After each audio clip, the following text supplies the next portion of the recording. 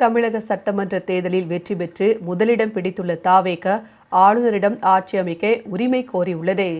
பெரும்பான்மை பலத்தை நிரூபிக்க 118 இடங்கள் தேவை என்ற நிலையில் 108 தொகுதிகளில் வெற்றி பெற்றுள்ள தாவேக ஆட்சி அமைப்பது குறித்து ஆலோசனை மேற்கொண்டுள்ளது.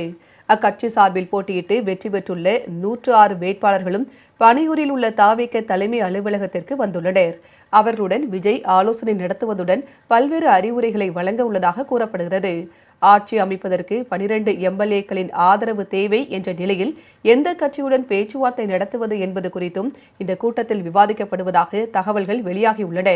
இந்த நிலையில் ஆட்சி அமைக்க அழைப்பு விடுக்க கோரி பொறுப்பு ஆளுநர் ராஜேந்திர விஸ்வநாத் அர்லேக்கருக்கு தாவேக சார்பில் மின்னஞ்சலில் கடிதம் அனுப்பப்பட்டுள்ளது. 2 வாரங்களில் சட்டமன்றத்தில் பெரும்பான்மையை நிரூபிக்க தயார் எனவும் அந்த கடிதத்தில் தெரிவிக்கப்பட்டுள்ளது.